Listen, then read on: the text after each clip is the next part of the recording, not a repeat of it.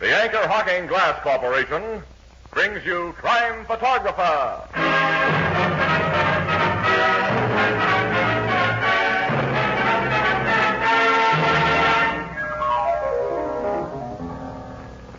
Happy New Year, Casey. Happy New Year, Ethelbert. Same to you, Marvin. Say, you know this 1948 is going to be a great year. Why so? Well, don't you know? It's leap year. And just what can leap year mean to you? Why, I'm surprised at you, Ethelbert. Don't you know that means an extra Thursday? So what? So what? That extra Thursday gives me an extra chance to say that Anchor Hocking is the most famous name in glass.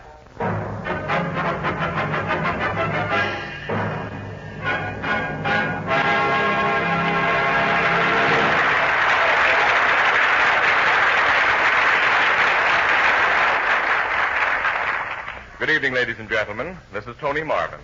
Every week at this time, the Anchor Hocking Glass Corporation of Lancaster, Ohio, and its more than 10,000 employees bring you another adventure of Casey, crime photographer, ace cameraman who covers the crime news of a great city. Written by Alonzo Dean Cole, our adventure for tonight, Hot New Year's Party.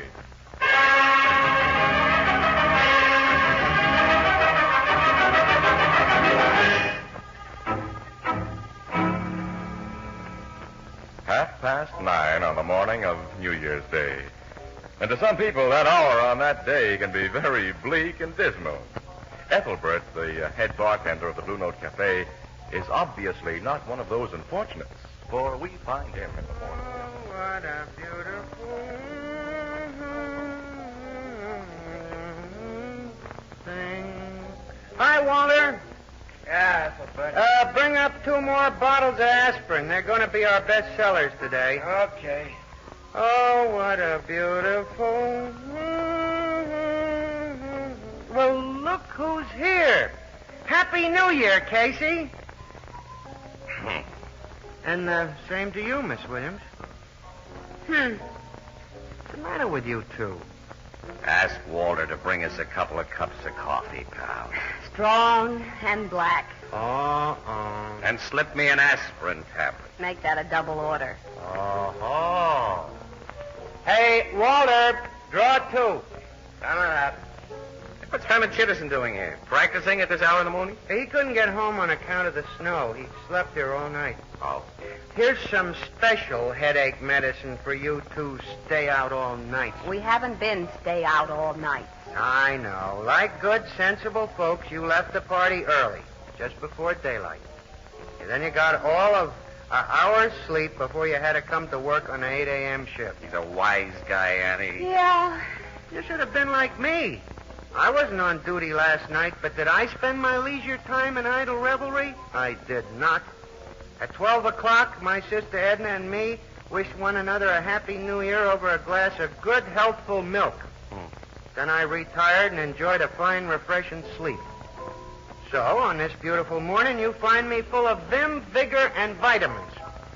Have another aspirin on the house. Shall I kill this guy quickly, Annie? Listen, vim, vigor, and vitamins. The reason Miss Williams and I feel beat up is that ever since a few minutes after we reported for work this morning, we've been inhaling smoke. Smoke? There was another warehouse fire this morning near Chatham Circle. That's the only New Year's party we've attended, and it was a red-hot one, too. Bad fire, huh? Yeah, plenty bad. Oh, here's Walter with our coffee. Oh, thanks, Walter. Happy New Year. Boys, you're welcome, too. Thanks, Walter. Okay.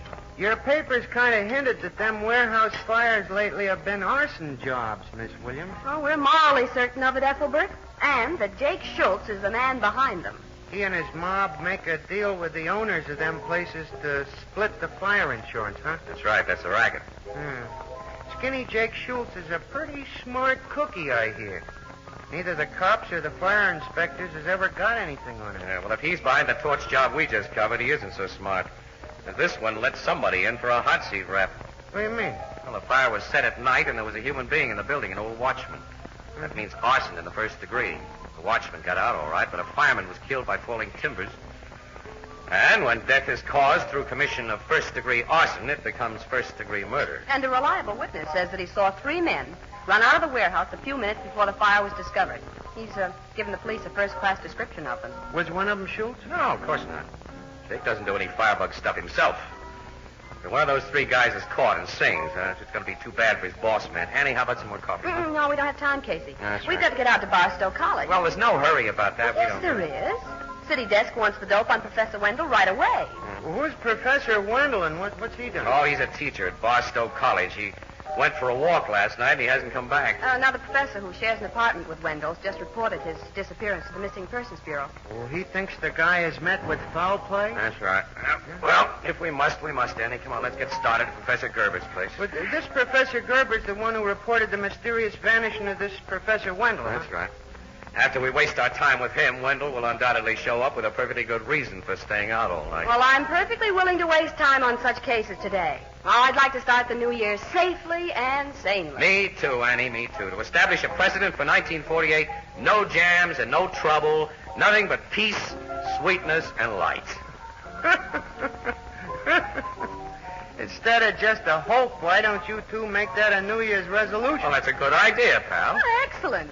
We here highly resolve. That for the coming year, And starting now. no jams, No trouble. nothing but peace, sweetness, and light.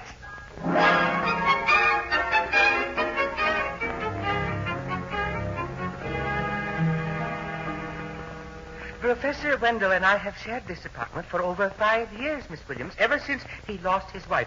I know him, and I'm certain he wouldn't stay out all night without notifying me if he was able to do so. Oh, when did you see him last, Professor Gerber? He attended a New Year's party at the Teachers' Club, a most decorous affair, I assure you. Shortly after toasting the arrival of the New Year with a glass of sherry, he left saying he was going to take a bus to Chatham Circle. Chatham Circle.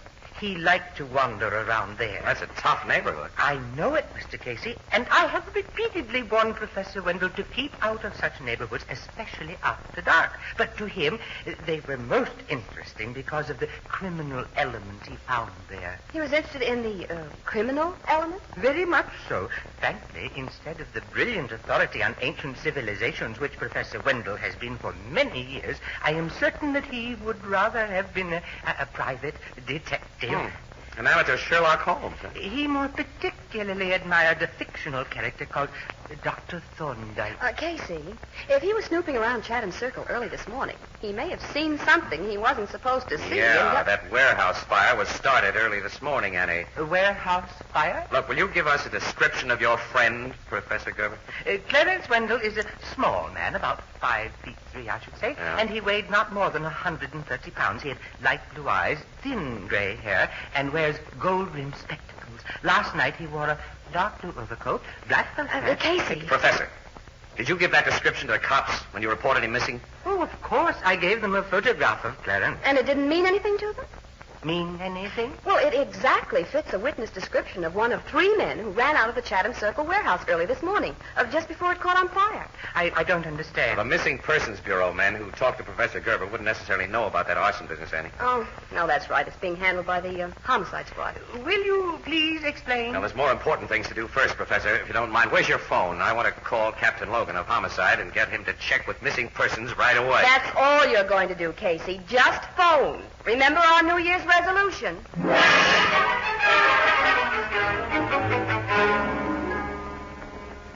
Casey, I got hold of that warehouse witness right after you phoned me. When he looked at the photograph Missing Persons had of Professor Wendell, he identified it immediately. Wendell was the little guy you saw coming out of the warehouse looking, right? Between the 2 other men. Uh-huh. He hasn't been able to identify the others from pictures in our criminal Wait a files. minute, the witness saw Wendell between the other guys? Yeah. Now he recalls they both had a grip on the little man's arms. Well, when Professor Wendell was playing detective last night, he accidentally stumbled onto the arsonists while they were setting the fire. And they kidnapped him to keep him quiet. That's the way it looks, Miss Williams. Which doesn't help us find Wendell or the firebugs.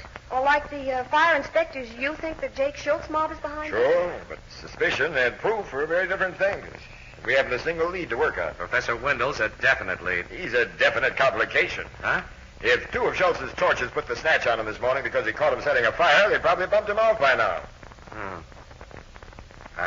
Logan, I don't think Professor Wendell has been bumped off. Why? Casey, the gang won't dare let him live if he saw what we think he did. Oh, they'll give him the works eventually, Annie. But Jake Schultz is going to do a whole lot of thinking before he okays a murder that would hit the front pages and stay there. Logan, Jake's in the fire business, but he does his best to avoid strong heat. Yeah. I'll have Skinny Jake and his mob brought in. We'll force information out of them. No, you won't force anything out of Jake or his mob. That's been tried before. Do you know of anything else we can try? I can try something. You? Yeah. What? I think I'll have to keep to myself. There can't be any cops in the picture, Logan. Meaning you know some crook who might be persuaded to spill? Meaning you ask no questions and I answer none, now or later. Okay. Help me find Professor Wendell alive, and you can write your own ticket. Attaboy, Logan. Thank you. I'll get started right away. Now stick around your office here and I'll phone you after I make my contacts. I'll be near the phone. So long. Oh, I'm going with you. See you later, Captain. Okay, Miss Williams. And carry your luckiest horseshoe, Casey. Yeah, I guess I'll need it, pal. Oh, what are you going to do, Casey? Annie, I'm going to leave you as soon as we reach the street door. Not unless you tell me what this is all about. Look, kid, I can't tell anybody. Well, then I'll trail you. Well, if you do, you may wreck the one chance of finding Professor Wendell alive. Okay. Well, just tell me one thing, off the record. Where are you going? Completely off the record, Annie. To Nick Morrow's Tavern. Well, the Schultz mob hangs out at Nick Morrow's. Jake Schultz owns the place. Yeah? Casey, you'll be sticking your neck out down there. Quite a few of the mob know you. Schultz knows you. I'll be okay, Annie. Well, maybe. Resolutions are so easily broken, Casey, we should only have hoped for a safe and sane 1948.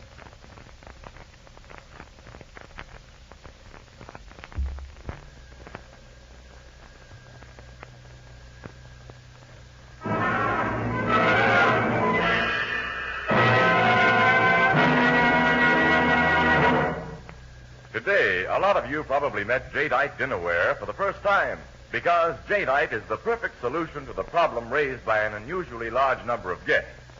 Jadeite cups and saucers, jadeite dessert plates and salad plates, jadeite dinner plates, soup plates, vegetable bowls, and platters are as lovely as Chinese porcelain. They're as heat-proof as the Fire King oven glass you use for baking. Yet they're so inexpensive that you can buy all the extra pieces you need for entertaining without making a dent in your budget. For example, jadeite cups and saucers cost only 15 cents for the 2 pieces, and you can buy a complete 35-piece dinner service for 6 for less than $5. Now, you'll find jadeite dinnerware at chain stores, hardware stores, department stores, and all other stores selling chinaware and glass. Ask for jadeite by name. Now, it's spelled Jadeite. Jadeite. Newest triumph of anchor hocking. The most famous name in glass.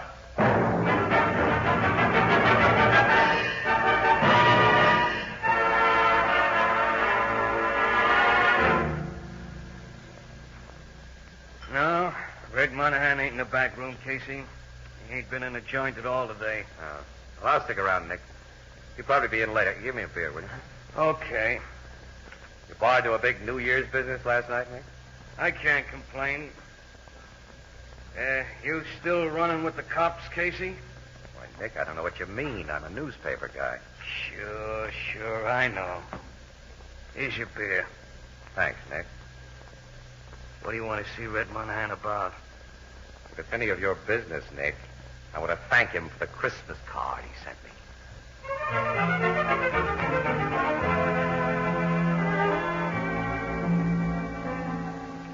You've been waiting here over an hour for me, Casey? That's okay, Red. That's okay. Oh, it ain't okay. You're one guy I wouldn't keep waiting for no reason. Well, look, let's sit down here. Over the corner table there, we can talk privately. Yeah, okay. Hey, Nick, we're going to sit down and bring me and my pal Casey a drink. Okay, Red. Come on, Casey. It's good to see you. Here, take a load off your face. Thanks. Now, what's on your mind? I'm going to ask a favor of you, Red. Favor? Yeah. I owe you a debt, fella. One I can't ever pay. My only kid would be dead if it wasn't for you. I'll never forget how you pulled her out of the river when she was drowning. Here's your drinks. Oh, thanks, Nick. That's all, Nick. Thanks. Well, tell me, what can I do for you, Casey? All right, I'll give it to you quick and straight, Red. I want Professor Weldon. I don't know what you're talking about. I think you do. I know how close you are to Schultz.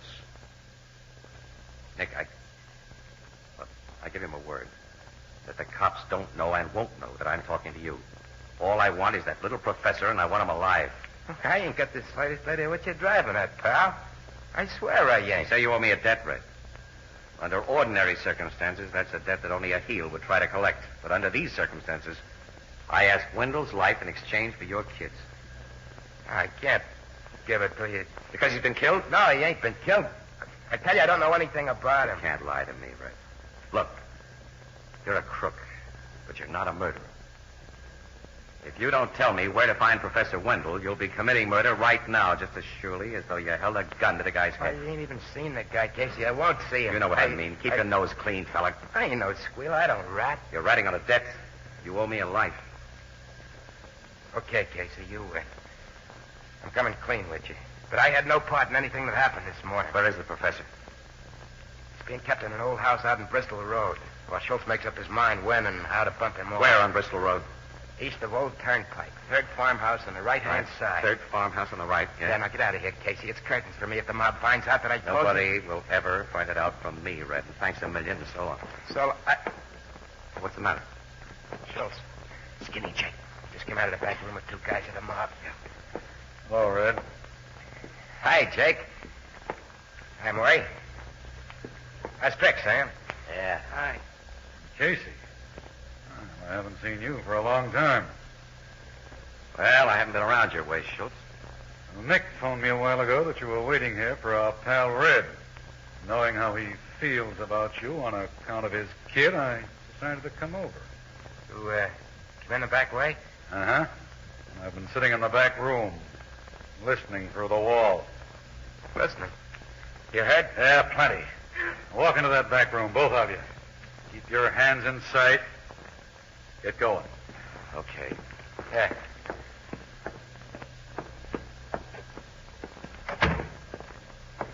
Now, we've got a car in the alley, and you two dopes are getting into it.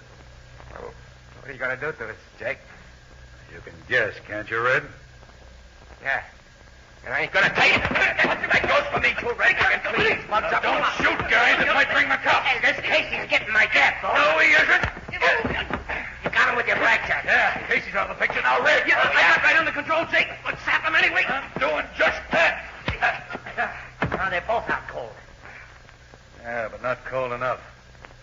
You and Murray put him in the car, Sam, and we'll all go for a ride.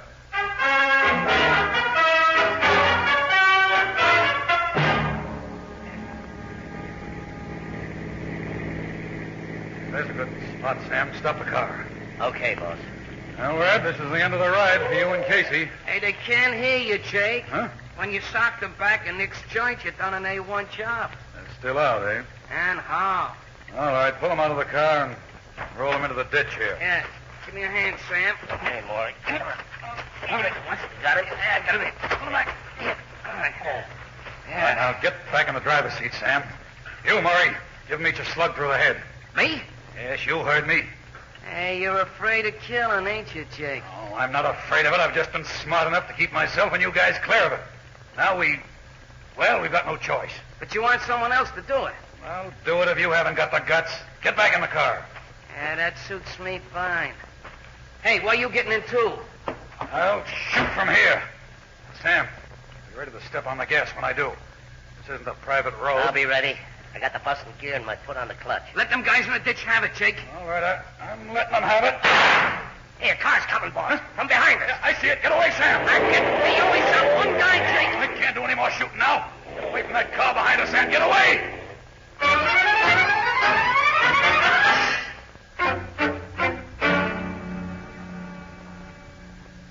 Well, you certainly had that lucky horseshoe with you, Casey. We found Red Monahan lying beside you in the ditch with a bullet through his chest.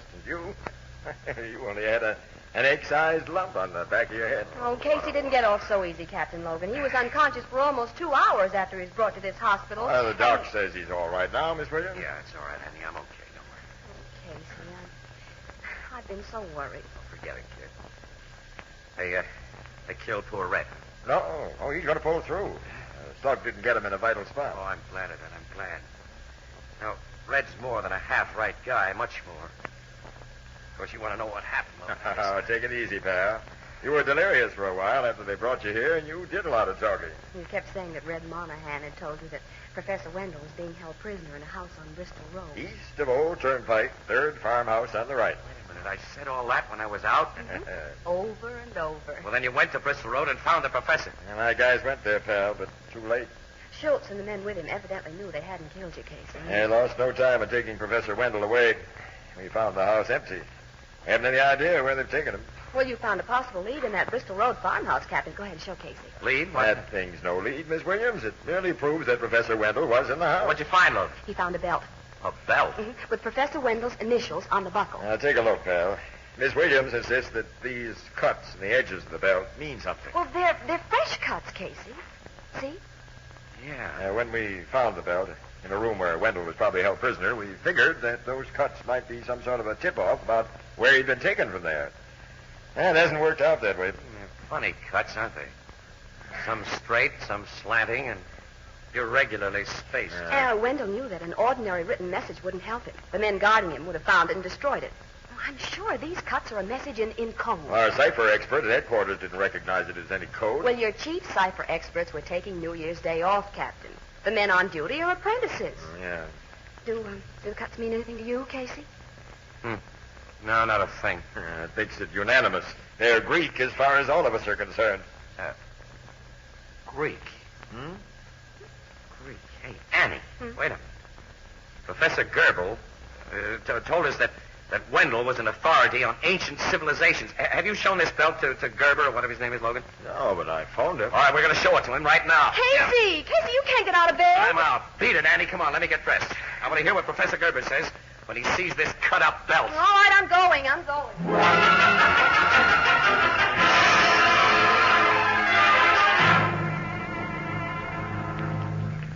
You're right, Mr. Casey. The belt conveys a message. It does, Professor Gerber? Yes, in the oldest secret code that history records. The ancient Spartans used it to convey secret military information. It is called Sicily. Professor Wendell hoped you'd bring this to me, Captain Logan. He did, eh? He must have. He knew I'd be able to read a Sicily message. Why are you wrapping that belt around your arm? So that I may be able to decipher its markings, Miss Williams. You see, to write a Sicily message, the ancients wrapped a strip of papyrus, long and narrow, like this belt, around a staff of predetermined circumference. Spirally, with the edge of each spiral joining that of another. Then on the joining edges, they wrote the secret information they wished to impart. When the strip was unwound from the staff, nothing but apparently idle markings were visible on its edges. Now, the belt is completely wound about my arm. See? Its message is plain. No, not to me. All I see is that the edges of the cuts meet.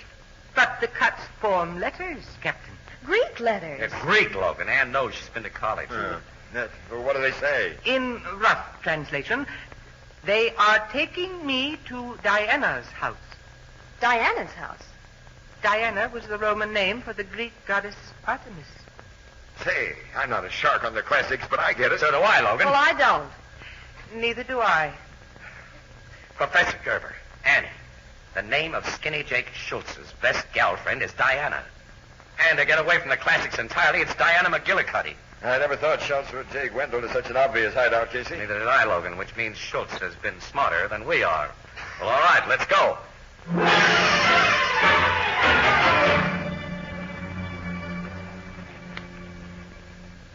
All set, Captain Logan. We have the joint surrounded. The men are ready to break in from all sides, Sergeant? As soon as they hear your whistle, sir. I'll hear that as soon as I get to the front door. Now, you stay there, Casey. Oh, no. I got a little personal matter to settle with Skinny Jake Schultz. I got a hunch he's in Diana's house. You should still be in the hospital, you Sam. All right, but I'm not. Okay, blow your whistle, pal. I haven't got time to argue with you. It's the dead, guys! Hey, the cops! They're coming in from all sides. Pick 'em up! That means you, Schultz. Oh, no, you're not going to take me. You're wrong, Jake. Oh, Casey. I owed him that KO, Logan. And I owe these other two mugs something, too. No, we've given up. Now, lay off, Casey. Let me go, Logan. Let me go. Cut it. This is a police job. You can take the pictures, but you can't make them. Well, all right, Logan. But I want good shots. With Professor Wendell in them. Where is Wendell, you mugs? He ain't been hurt. He's down in the cellar. Sergeant, bring him up. I'll get my camera set. You can't take pictures of the professor for the newspaper. Hey, not for decent newspapers. Why not, you mugs? Oh, on account of... Because, some way, the professor lost the belt that kept his pants up. Yeah, and then some way he lost his pants.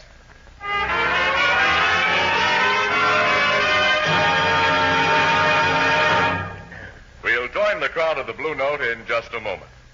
You know, tonight we're nearing the end of the holiday season, and to those of you who are exhausted, here's a suggestion. A good hot cup of coffee which you can prepare in an instant, without fuss, without work, and without waiting even a minute. Now, I'm talking about soluble coffee, the amazing scientific discovery which makes really delicious coffee available at a moment's notice. Now, all you need is a cup, a spoon, and a glass jar. The sanitary, convenient Anchor glass jar in which most of the better packers of soluble coffee bring you their products. The Anchor glass jar opens quickly and simply. There's no trouble in measuring, no waste from spilling. And even more important, glass jars protect the flavor and freshness of soluble coffee against moisture long after they're opened. You'll be delighted by the delicious soluble coffees now on the market, particularly those that come to you in convenient Anchor glass containers sealed with Anchor caps.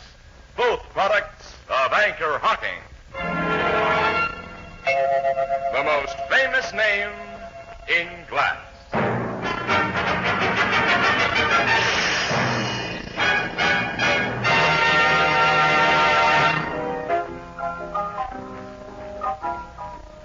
Them pictures you took of Professor Wendell after he was rescued was very different, Casey. It's the first time I ever saw pictures of a college professor wrapped in a blanket. He looked just like an Indian. Professor Wendell didn't like to have him taken that way, Ethelbert, even though Casey was responsible for his rescue. He was kind of burned up. Yeah, he wasn't as burned up as Jake Schultz and his hired firebugs are going to be. No, they're facing murder and kidnapping charges. And with plenty of evidence to back them up.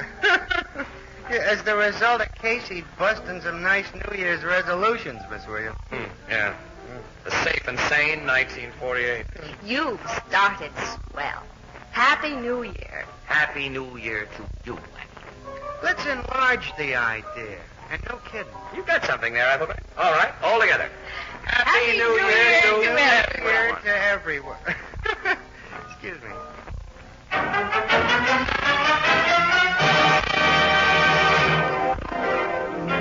Brian Photographer, starring Stott Scottsworth as Casey, is brought to you each Thursday by the Anchor Hocking Glass Corporation, makers of Fire King oven glass, Anchor glass containers, Anchor caps and closures. All products of Anchor Hocking, the most famous name in glass.